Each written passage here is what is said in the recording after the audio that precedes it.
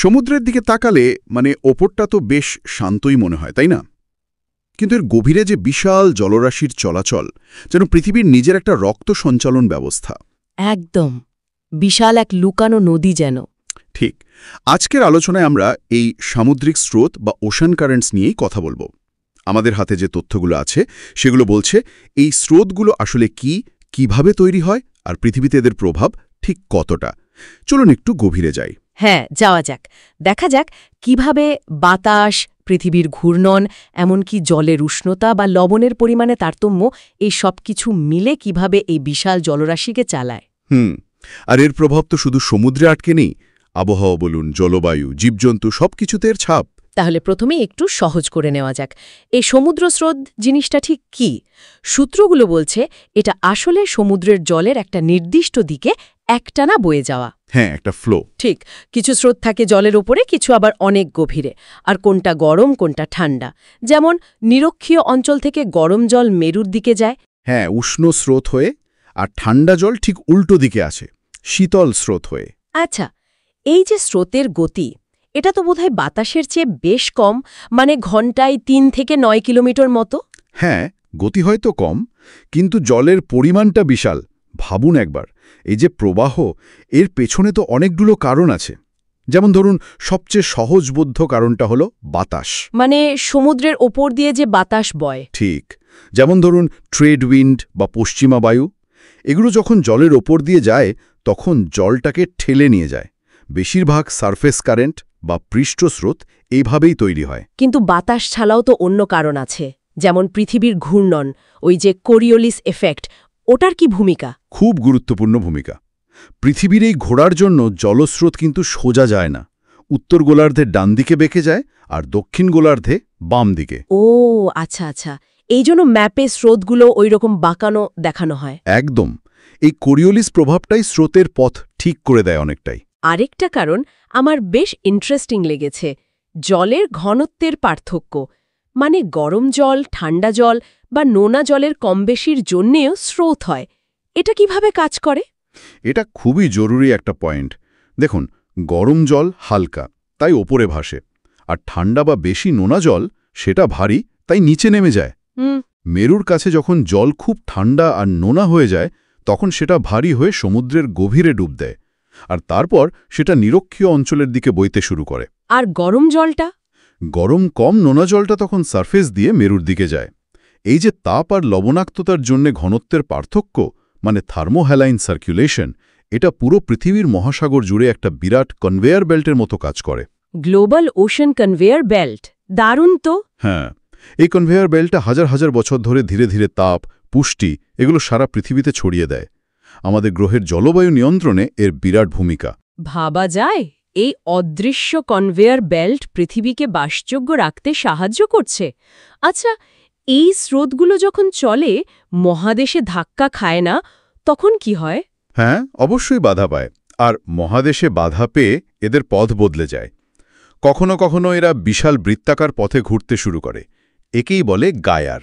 ও হ্যাঁ, এই গায়ারের কথাই তো মাঝে মধ্যে শোনা যায়, যেখানে নাকি প্রচুর প্লাস্টিক জমে। ঠিক ধরেছেন। পৃথিবীতে এরকম 5টা প্রধান মহাসাগরীয় গায়ার আছে।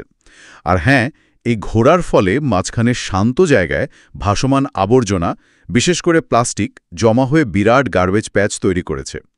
এটা পরিবেশের জন্য খুব খারাপ একটা ব্যাপার। খুবই চিন্তার বিষয়। আচ্ছা, জলবায়ুর উপর প্রভাবের কথায় আসি। একটা উদাহরণ তো প্রায়ই দেওয়া হয়, গালফ স্ট্রিম বা উপসাগরীয় স্রোত। হ্যাঁ, ক্লাসিক উদাহরণ। এই গরম স্রোতটার জন্যই তো লন্ডন বা প্যারিসের মতো জায়গাগুলো একই অক্ষাংশে থাকা কানাডার বরফ ঢাকা জায়গার চেয়ে অনেক উষ্ণ থাকে। এটা তো সরাসরি গালফ স্ট্রিমের অবদান। একদম। গালফ স্ট্রিম আটলান্টিকের গরম জল উত্তর দিকে বয়ে নিয়ে গিয়ে উত্তর পশ্চিম ইউরোপকে অনেক আরামদায়ক রেখেছে। শুধু এটাই না, পৃথিবীর সব জায়গার তাপমাত্রার মধ্যে একটা ভারসাম্য রাখতে এই স্রোতগুলোর বিরাট ভূমিকা। আবার দেখুন, যখন এল নিলো হয়, প্রশান্ত মহাসাগরের স্রোত আর তাপমাত্রার প্যাটার্ন বদলে যায়, তখন তার প্রভাব কিন্তু বিশ্বজুড়ে পড়ে। কোথাও খরা, কোথাও বন্যা।